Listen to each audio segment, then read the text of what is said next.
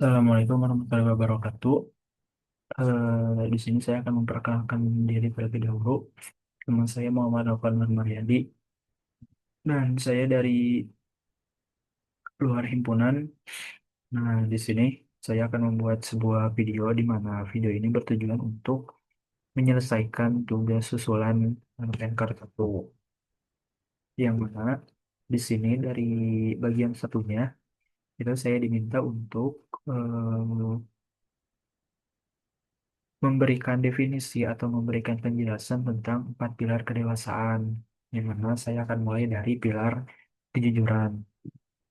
Pilar kejujuran ini, cara singkatnya ya, saya ketika saya diberi amanah, ketika saya diminta untuk menyampaikan sebuah informasi, saya menyampaikan informasi tersebut dengan benar, tanpa melebih-lebihkan, tanpa mengurang-urangi, atau tanpa merubah informasi tersebut. Jadi, sesuai dengan data, sesuai dengan fakta, dan sesuai dengan kondisinya. Lalu untuk kedisiplinan, kalau kedisiplinan itu lebih ke mematuhi apa ya, mematuhi aturan waktu, mematuhi aturan ketika misalnya saya diminta untuk datang ke kelas itu 15 menit lebih awal. Nah, saya mematuhi aturan tersebut di mana saya datang 15 menit lebih awal dan tidak terlambat. Itu adalah bentuk kedisiplinan.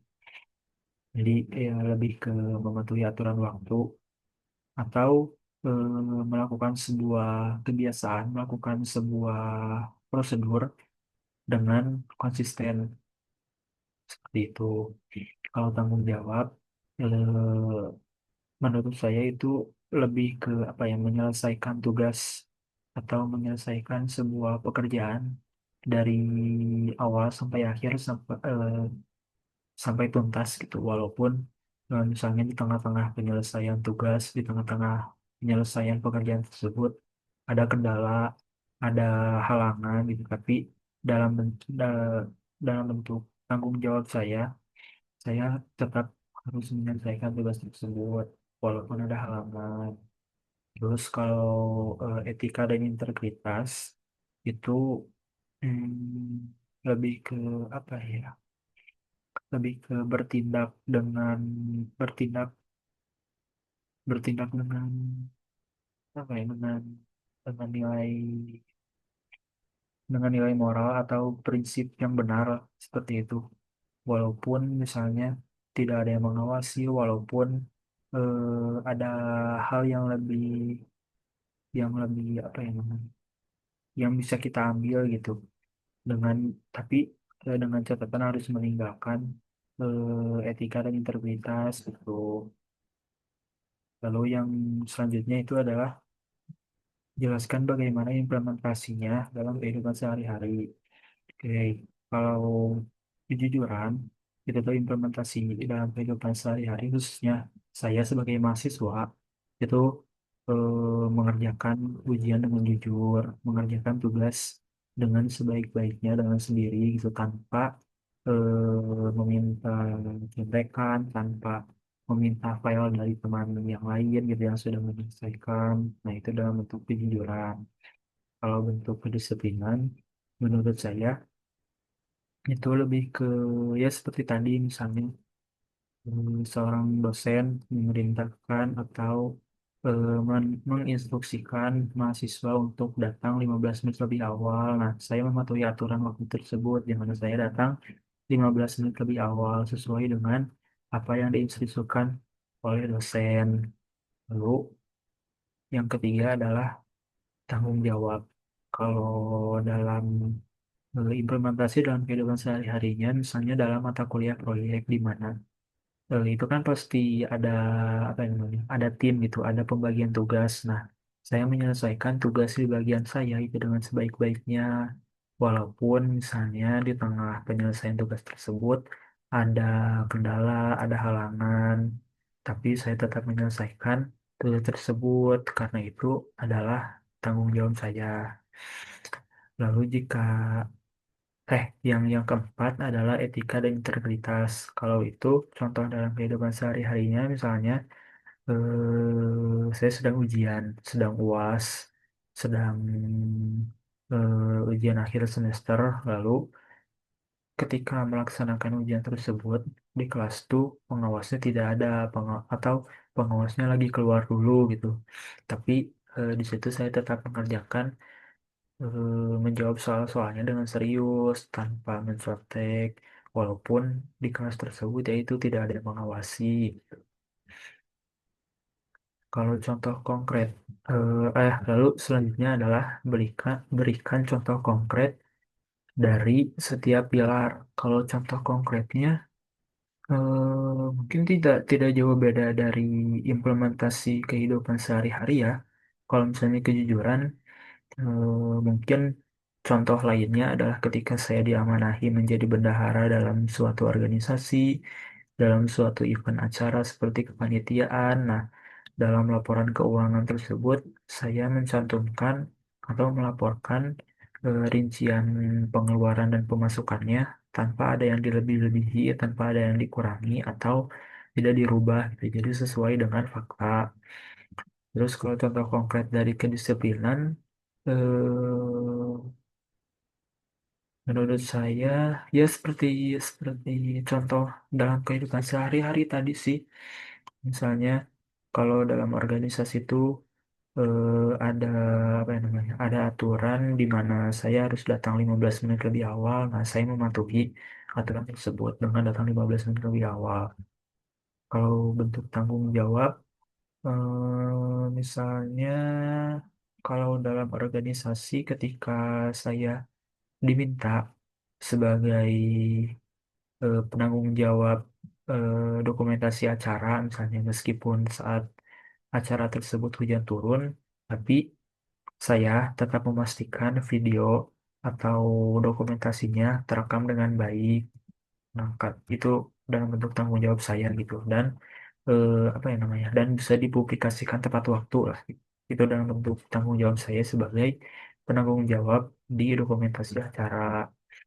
Lalu kalau etika dan integritas sama seperti apa ya, sama seperti implementasi tadi dalam kehidupan sehari-hari, di mana ketika misalnya ketika saat ujian tidak ada pengawas, saya tetap mengerjakan ujian tersebut sendiri, tidak mencontek walaupun tidak diawasi seperti itu. Oke, sekarang lanjut ke bagian yang kedua yaitu refleksi FGD atau Forum Group Discussion. Di sini terdapat 4 pertanyaan. Saya mulai menjawab dari pertanyaan yang pertama saja. Pertanyaannya adalah, menurut kalian, diri kalian saat ini sudah dewasa atau belum berdasarkan apa yang sudah dipahami dari materi tadi? Menurut saya, eh, diri saya berdasarkan 4 pilar kedewasaan tadi sudah cukup dewasa, tapi memang belum sepenuhnya dewasa. Tapi bisa saya bilang, saya cukup dewasa jika berdasarkan materi yang tadi saya paparkan dari 4 pilar kedewasaan itu, karena memang eh, dari apa ya namanya, dari pengalaman-pengalaman sebelumnya, saya sudah merasa sering mengimplementasikan 4 pilar kedewasaan tersebut di kehidupan sehari-hari. Lalu pertanyaan yang kedua, apa yang membuat seseorang benar-benar dewasa di mata kalian? Apakah cukup hanya dengan bertambah usia, atau ada sesuatu yang lebih dari itu? Menurut saya, parameter dewasa menurut saya itu bukan berdasarkan usia saja gitu, tapi berdasarkan pemikiran, berdasarkan perilaku, dan bagaimana ia bisa mengontrol diri, seperti mengontrol emosi, seperti mengontrol perkataan, perilaku, dan sebagainya. Itu juga bisa menunjukkan seberapa dewasanya seseorang tersebut. Jadi tidak hanya dipatok berdasarkan usia saja.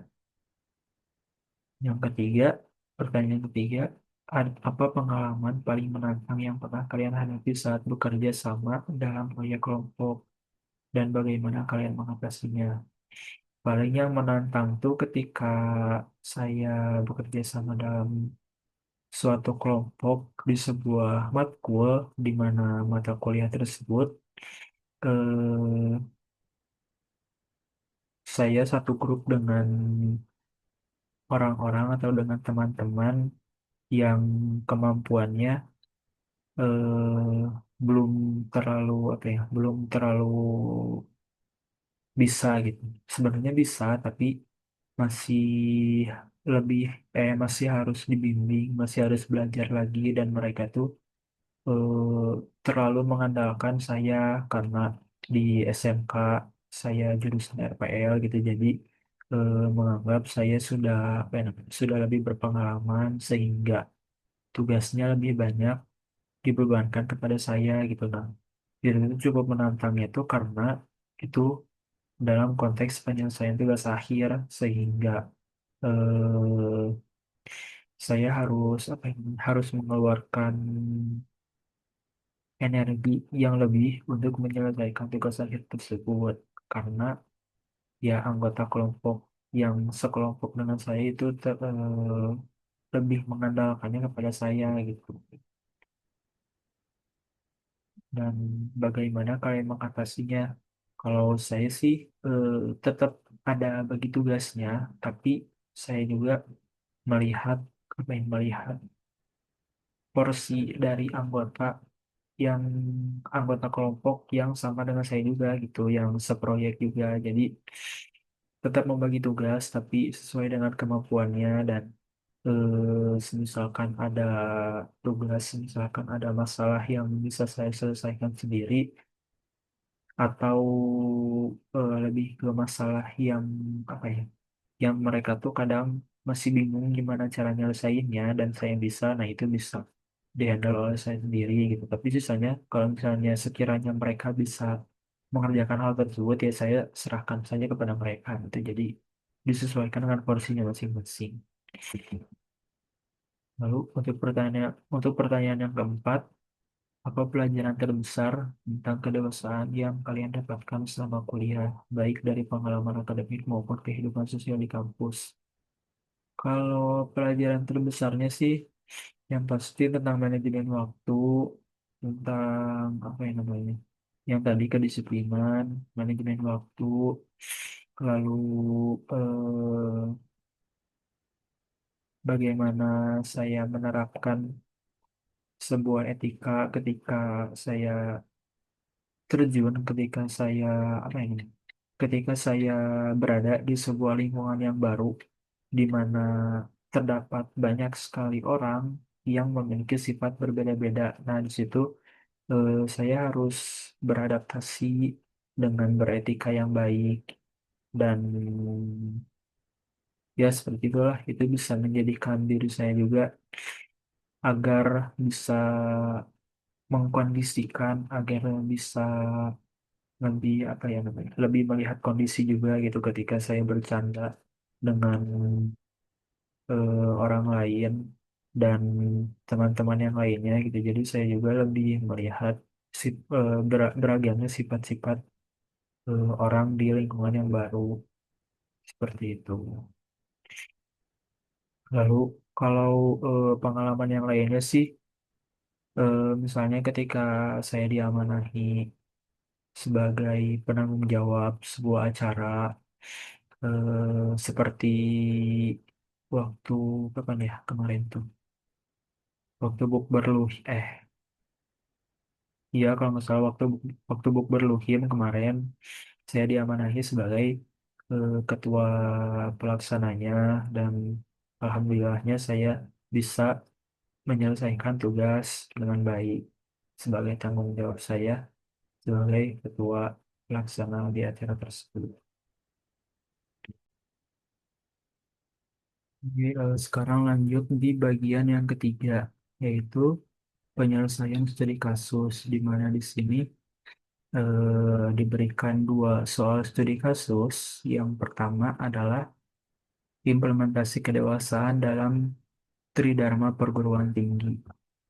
Situasinya, kamu sedang menghadapi tugas besar dari dua mata kuliah sekaligus yang deadline-nya sangat berdekatan. Di sisi lain, kamu adalah salah satu dari sedikit anggota kelompok organisasi yang aktif mengerjakan laporan kegiatan yang harus dikumpulkan minggu ini juga. Beberapa temanmu di organisasi berharap kamu bisa menyelesaikan bagian laporan karena mereka sedang sibuk. Kamu merasa lelah dan bingung harus mendahulukan yang mana. Pertanyaannya, dalam kondisi tersebut, apa yang kamu prioritaskan? Yang kedua, bagaimana cara kamu tetap bertanggung jawab terhadap tugas akademik dan peran organisasi tanpa mengorbankan keduanya?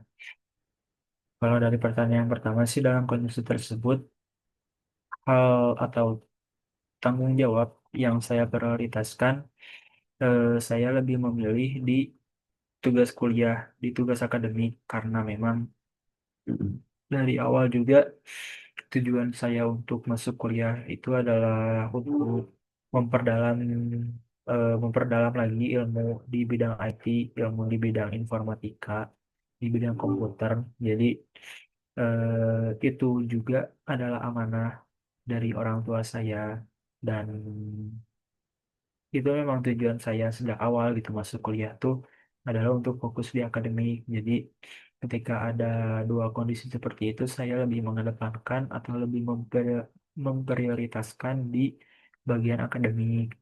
Tapi skala prioritas juga bisa apa ya namanya bisa berubah sewaktu-waktu. Jadi ada satu kondisi di mana saya juga bisa lebih memprioritaskan tanggung jawab di organisasi misalnya atau yang lainnya gitu. Jadi itu juga menyesuaikan kondisi, menyesuaikan waktu dan tempat juga.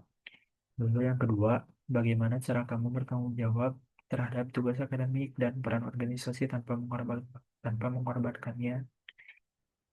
Yang pasti cara saya untuk bertanggung jawab yang pertama adalah manajemen waktu dengan baik. Itu sangat penting karena di sini kondisinya ada dua matkul sekaligus yang deadline-nya berdekatan dan laporan kegiatan di organisasi yang harus dikumpulkan minggu ini.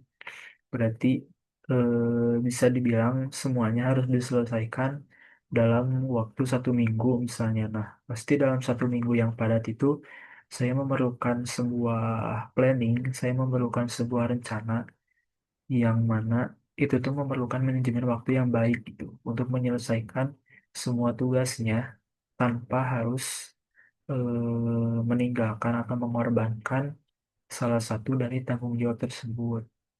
Tuh. Jadi cara saya untuk bertanggung jawab terhadap tugas akademik dan peran organisasi adalah dengan manajemen waktu yang baik. Itu menurut saya yang paling apa yang paling penting lah gitu.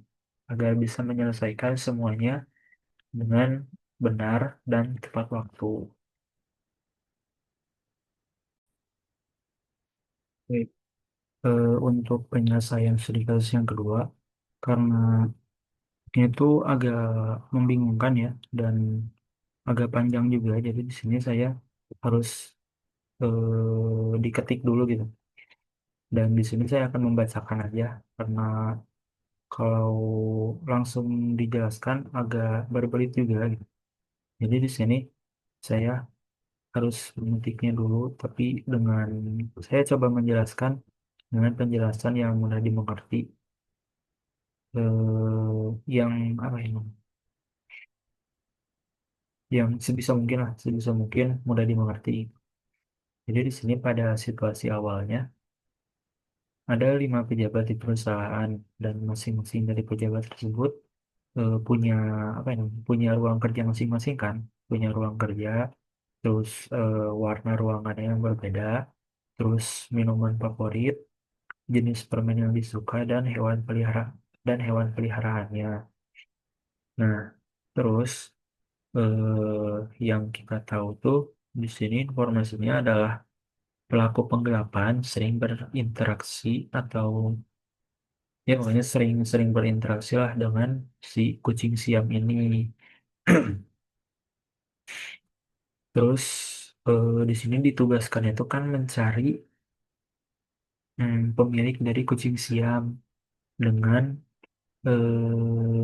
apa yang namanya? Dengan memanfaatkan petunjuk-petunjuk yang sudah diberikan di dalam soal. Untuk langkah pemecahannya itu sebenarnya agak berbelit sih, tapi sebisa mungkin saya menjelaskan dengan berurutan gitu. Jadi untuk menentukan posisi awalnya, yang pertama tuh Bapak Kimpul ada di ruangan yang pertama, itu patokan saya. Terus ruang biru ada di sebelah Kimpul, berarti ruang biru itu pasti di posisi kedua karena Kimpul berada di ruangan yang pertama. Terus ruang tengah atau di posisi yang ketiga itu peminumnya susu kalau misalnya di petunjuk. Itu yang pertama. Terus yang kedua, menentukan ruangan yang hijau dan gading. Itu tuh yang pertama, saya nyarinya tuh karena di dalam tunjuknya hijau ada di kiri gading dan penghuni hijau kita minum minum kopi. Terus karena ruang hijau tidak jadi nggak mungkin ada di posisi satu, dua, atau tiga karena terkunci oleh warna dan minuman susu di pos tiga. Jadi hijau harus berada di posisi keempat dan gading di posisi yang kelima. Jadi kopi itu ada di posisi yang keempat gitu di apa namanya di ruangan hijau ini. Lalu yang ketiga baru kita ke Putiem. Putiem ini berada di sebelah peminum kopi dan memelihara ayam. Karena tadi di petunjuk sebelumnya tuh kopi itu kan berada di posisi yang keempat ya. Berarti eh, Putiem ini bisa berada di antara dua posisi, yaitu posisi tiga atau posisi lima, karena di sebelah peminum kopi yang berada di posisi empat. Nah, terus eh, nantinya setelah apa ya namanya, setelah dicocokkan dengan semua petunjuk, putiem pasnya tuh di posisi kelima atau di gading. Terus yang keempat, menentukan warna kuning dan permen kaki. Permen kaki itu ada di ruangan kuning kan. Terus kuning tuh hanya tersisa untuk pos satu dan pos 3. Yang yang kuning tuh pos kuning harus bersebelahan dengan pemilik kuda. Jadi yang paling cocoknya, yang paling pasnya kuning tuh ada di pos satu karena pemilik apa nih ya, pemilik kuda ada di pos 2. Terus hubungan kolerasinya antara Jelly dan anjing herder. Yang pertama tuh ini udah masuk ke langkah yang kelima ya. Hubungan antara Jelly dan anjing herder ini. Nah, di sini tuh clue-nya adalah penghisap permen Jelly ada di sebelah pemilik anjing herder. Cocoknya jika Jelly ada di pos 2 itu yang tadi yang sebelumnya yang pemilik kuda. Lalu tetangganya pos satu jadi pemilik anjing herder. Jadi pos satu tuh yang di posisi yang pertama itu warnanya kuning, terus permen kaki dan peliharaannya anjing herder. Lalu yang keduanya, posisi yang keduanya adalah warnanya biru, permen jelly dan peliharaannya adalah kuda. Terus sekarang langkah yang keenam adalah Pailul dan warna merah. Pailul tuh ada di ruangan warna merah berarti eh, apa yang namanya cocoknya tuh ada di posisi yang ketiga karena memang sisa warna merahnya di situ. Posisi yang ketiga tuh minum susu yang dari awal tuh yang clue-nya dari awal dan nanti akan cocok dengan permen coklat serta burung parkit. Nah, terus yang ketujuhnya tuh mengisi sisa permen dan hewan. Sisanya adalah warna apa nih? Warna-warna coklat, burung parkit itu di pos 3 yang tadi payul. Terus jahe, sirup itu sisanya di pos 5 yang tadi putiem yang memelihara ayam. Terus selanjutnya adalah min sisa di pos terakhir pos 4 yang clue yang terakhir ini min adanya di pos 4 yaitu posisinya yang diisi oleh Suroso. Nah, terus langkah yang terakhir, langkah yang kedelapan, ini adalah menentukan minuman Wagimil dan mencocok-cocokkan sisa logikanya lah intinya mah. Jadi Wagimil minuman teh itu ada di pos 2, eh, pos yang tadi warna biru dan memelihara kuda. Tadi itu di catatan, ya catatan atasnya warna biru dan kuda. Terus yang selanjutnya adalah sisa minuman di pos 1 diisi sesuai apa ya namanya? Sesuai pilihan yang cocok, yang apa ya namanya? Yang tidak bertentangan. Jadi bisa air atau minuman selain teh, kopi, susu atau sirup. Tuh. Terus kalau di sini dari 8 langkah ini hasil akhirnya adalah posisi yang pertama itu Kimpul, warna kuning, permen kaki, sama anjing herder. Kalau minumannya mah tadi kan pokoknya mah yang tidak bertentangan aja sisa minumannya yang di pos 1 tuh. Terus yang di posisi yang kedua ada Wagimil biru, warna biru, minumannya teh, permen jelly, dan peliharaannya kuda. Lalu posisi yang ketiga ada Pailul, warna merah, minumannya susu, permennya coklat, dan peliharaannya burung parkir. Posisi yang keempat ada Suroso, hijau, kopi, permen mint, dan kucing Siam. Lalu yang kelima ada Putiem, warna gading, minumannya sirup, permen jahe, sama peliharanya ayam.